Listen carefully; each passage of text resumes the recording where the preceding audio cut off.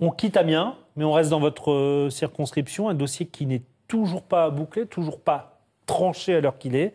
La ferme dite des 1000 vaches, c'est juste à côté d'Abbeville. La mobilisation est forte sur le terrain. Les manifestations se succèdent. On va voir des images d'une de ces manifestations. C'était à Amiens, au cœur de l'été.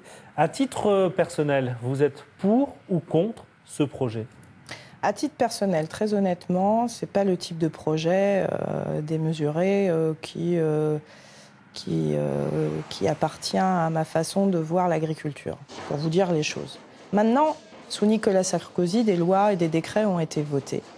Et tout entrepreneur, que ce soit dans ce secteur ou un autre, qui respecte les règles qui existent, doit pouvoir déposer son dossier et doit pouvoir avoir une réponse si oui ou non il respecte ces règles. Ce dossier est entre les mains, évidemment, du préfet, donc de l'État.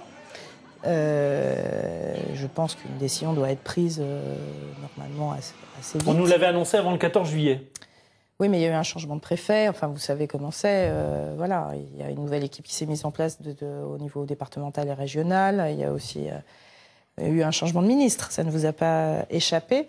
Donc je pense que ces questions sont en train d'être débattues et pour une prise de décision. Vous la souhaitez dans quel sens, cette décision ? Moi, je n'ai pas à la souhaiter dans un sens comme dans un autre. Je vous ai dit ce que je pensais de ce type de structure. Maintenant, il s'agit non plus de savoir si on aime ou si on n'aime pas, hein. Il s'agit de statuer sur un dossier et de savoir s'il respecte ou pas les règles imposées aujourd'hui. Ces règles-là sont celles-ci aujourd'hui. Après, au législateur, peut-être dans l'avenir, à l'initiative peut-être même de la ministre Delphine Batho, d'en modifier les règles si, sur le territoire français, on ne souhaite pas avoir ce type de structure assez importante. Vous en avez discuté personnellement avec le ministre de l'Agriculture et la ministre de l'Écologie et de l'Environnement ? Je leur ai demandé, évidemment, au détour d'autres dossiers, si des décisions allaient être prises. Et donc, ils m'ont expliqué, effectivement, notamment, c'est plus chez Delphine Batho que se situe ce dossier. La ministre du Développement durable. Tout à fait.